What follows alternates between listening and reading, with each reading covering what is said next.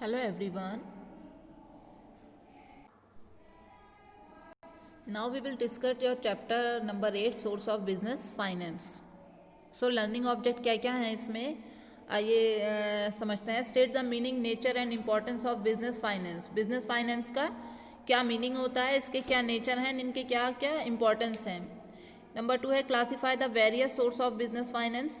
And number 3 valuate the merits and limitations of various sources of finance. And number 4 है आपका identify the international source of finance. So we will discuss introduction. Finance is a vital of survival, growth and expansion of business. In order carry out business activities, finance is needed whether it is to buy space to set up office or land, or set up a factory, to buy raw material, stock, pay wages and salary. It's the meaning the fund required by business to carry out its various activities is called business finance. जब हम कोई business start करते हैं, जब भी कोई businessman कोई business start करेगा तो उसको सबसे पहले किस चीज़ की ज़रूरत होगी, उसको सबसे पहले किस चीज़ की नीड होगी, उसको नीड होगी फाइनेंस यानी पैसा.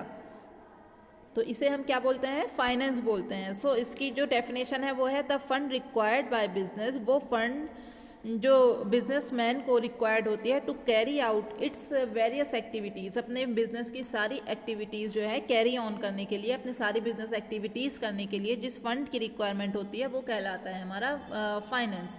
सो it is called business finance. Importance of business finance.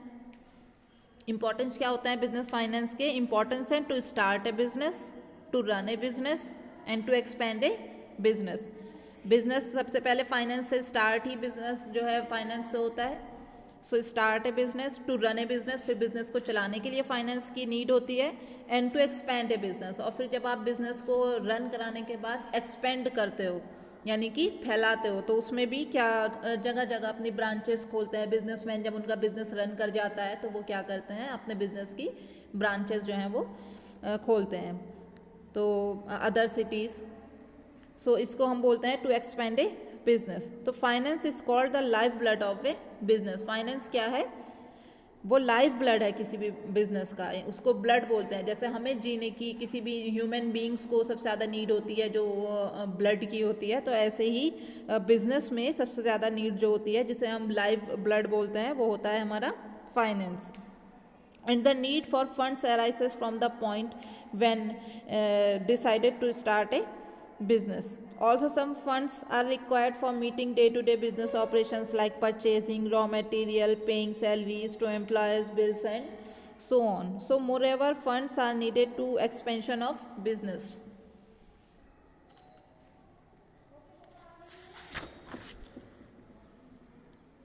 So I hope ये आपके समझ आ गया होगा. नेक्स्ट है आपका types of financial need of A business. तो कौन कौन सी टाइप होती हैं जिनको ज़रूरत होती है फाइनेंस की कौन कौन सी टाइप होती हैं, फाइनेंस को हम किस किस टाइप में अपने बिजनेस के लिए वो करते हैं, यूज़ करते हैं. नंबर 1 है फिक्स कैपिटल एंड नंबर 2 है working capital. So working capital the requirement, so the capital which is invested in business to acquire fixed assets like land and building, plant and machinery, furniture and fixtures etc. तो वो capital which is invested in business जो कि business में long time के लिए रहती हैं, जैसे आपका लैंड है, बिल्डिंग है, प्लांट है, मशीनरी है, इन्हें हम क्या बोलते हैं, फिक्स कैपिटल बोलते हैं. So the fix capital remains invested in business for a long period. और ये जो हमारे फिक्स कैपिटल होते हैं ये हमारे बिजनेस में रहते हैं लॉन्ग पीरियड तक रहते हैं, usually till the life time of business. It is also known as long term capital, इसलिए हम इन्हें क्या बोलते हैं, लॉन्ग टर्म कैपिटल बोलते हैं. And the two key factors affecting the fixed capital requirement of a business concern are as follows: nature of business and scale of business. तो fix capital के जो रिक्वायरमेंट हैं वो क्या है. नंबर 1 है नेचर ऑफ बिजनेस, यानी कि हमारा बिजनेस जो है वो कैसा है. It is generally perceived that a trading business less fixed capital as compared to a manufacturing business. This is primarily because a manufacturing enterprises needs to invest heavily in fixed assets like factory machinery, etc. And number 2 है scale of business. It is undisputed fact the scale of business has a direct bearing on the requirement of fixed capital. तो fix capital हमारे कौन से की factors हुए? Number 1 nature of business, business कैसा है. Number 2 scale of business, business कितना बड़ा है. नंबर 2 है आपका वर्किंग कैपिटल. वर्किंग कैपिटल क्या होता है? The capital which is required to meet the day-to-day operation needs of a business like that of cost of raw material, stock, rent, electrical charges, etc. यानी कि वो capital जिसकी need जो है business में day by day to day रहती है. जैसे आपका रॉ मटेरियल है, रॉ मटेरियल तो प्रोडक्शन तो तभी होगा ना जब पास में रॉ मटेरियल होगा. सो स्टॉक, रेंट, इलेक्ट्रिकल चार्जेस, तो ये सब हमारे क्या होते हैं? ये सब हमारे कहलाते हैं वर्किंग कैपिटल, जिनकी जो नीड होती है वो बिजनेस में डे टू डे होती है. It remains invested in business for a period of less than 1 year. It is also known as short term capital. So इनका जो टाइम पीरियड होता है वो 1 ईयर, लेस देन 1 ईयर होता है, इसलिए इनको बोलते हैं short term capital. The two key factor affecting the working capital, credit allowed and the growth and expansion.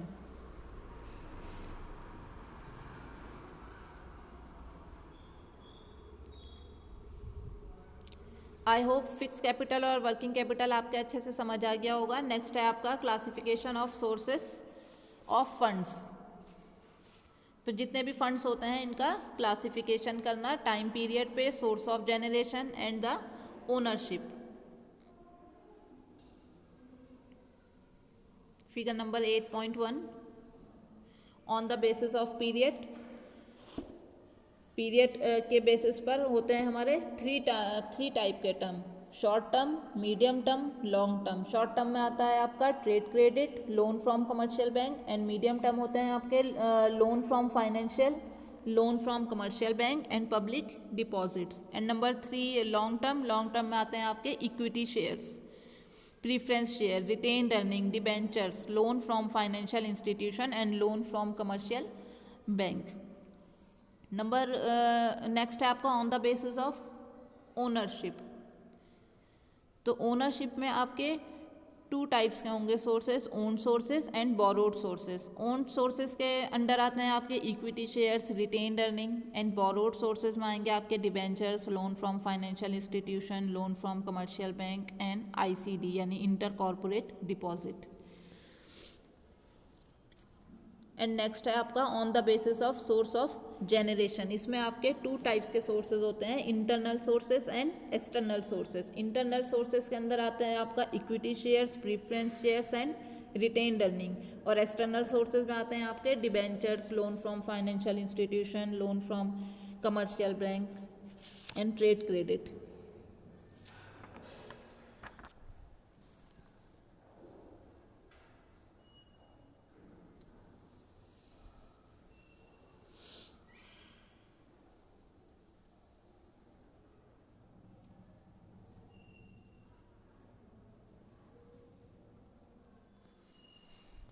Next आप 8.41 पर आइए, रिटेन्ड अर्निंग. रिटेन्ड अर्निंग क्या होता है?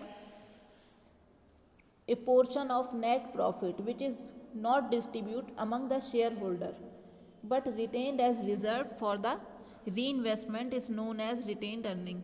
रिटेन्ड अर्निंग होता है हमारा वो पोर्शन जो कि कहलाता है net profit which is not distribute, जो कि डिस्ट्रीब्यूट नहीं होता है शेयर होल्डर में, बट इसको क्या करा जाता है? रिजर्व किया जाता है री इन्वेस्टमेंट के लिए. यानी बिजनेस में आगे जो भी इन्वेस्टमेंट की जाएगी तो उसमें क्या होगा?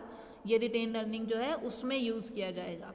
इसलिए इसको डिस्ट्रीब्यूट नहीं करते हैं, इसको अपने पास रिजर्व रखते हैं री इन्वेस्टमेंट के लिए. It is source of internal financing and also known as self-financing or pluffing back of profit. It forms the part of ownership fund. For example, the figure below shows that a company is distributing 80% of its profit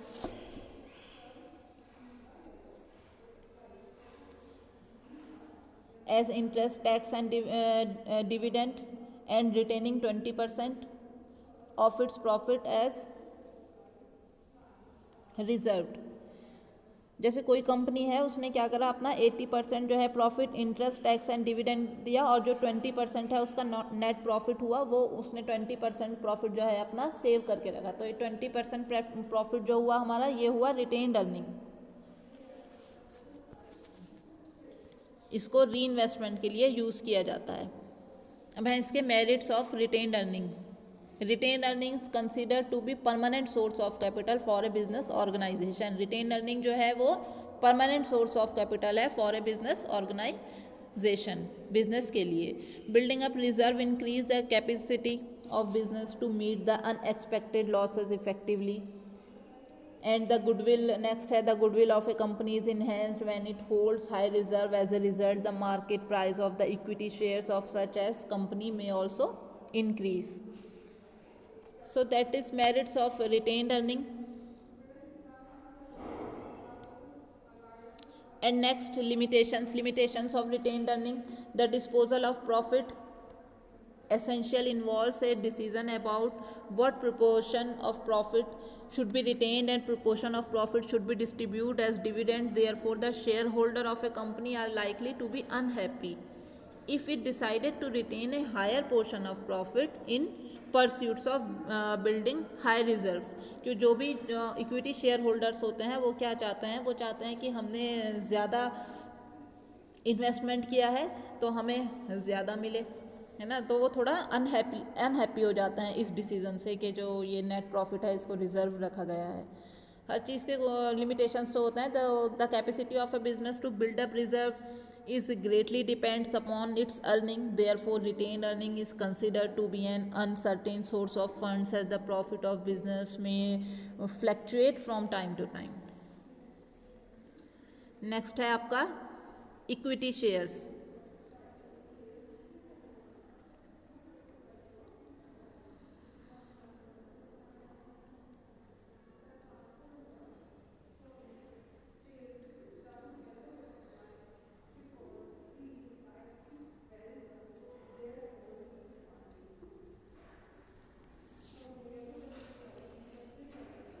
equity shares क्या होता है? Equity shares, the capital raised by issue of equity shares is known as ownership capital और owner funds. जो company के owners होते हैं उन्हें जब बिजनेस को बढ़ाने के लिए या बिज़नेस को रन करने के लिए फाइनेंस की ज़रूरत होती है तो वो क्या करते हैं, अपने शेयर्स इशू कर देते हैं। जैसे कि उन्हें 5 लाख की ज़रूरत है, 5 लाख की नीड है अपनी कंपनी को बिल्डअप करने के लिए, अपनी कंपनी को रन करने के लिए, तो वो क्या करेंगे, उस 5 लाख को 500 में डिवाइड कर देंगे। तो वो जो 500 में उन्होंने डिवाइड किया पार्ट में, तो वो 500 का क्या हुआ, शेयर्स हुआ। तो वो जो डिवाइड करते हैं शेयर्स वो कहलाते हैं हमारे, वो प्रीफ्रेंस शेयर्स, वो लोगों को दे देते हैं, प्रीफ्रेंस शेयर्स होते हैं। और जो कंपनी के ओनर होते हैं वो रखते हैं अपने पास इक्विटी शेयर। तो the capital raised by issue of equity shares is known as ownership capital. ये हमारी ये होती है ओनरशिप कैपिटल होती है, the owners fund. A company can not be formed without equity share. The dividend of the equity shares various directly with the earning of the company. And preference share, the capital raised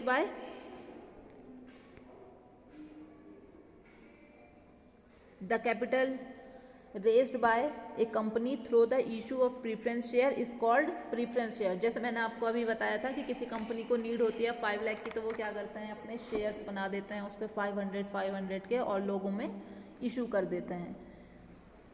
so difference क्या हुआ, difference between equity shares and preference shares, इनके merits और इनकी limitations जो है आप देख लेना।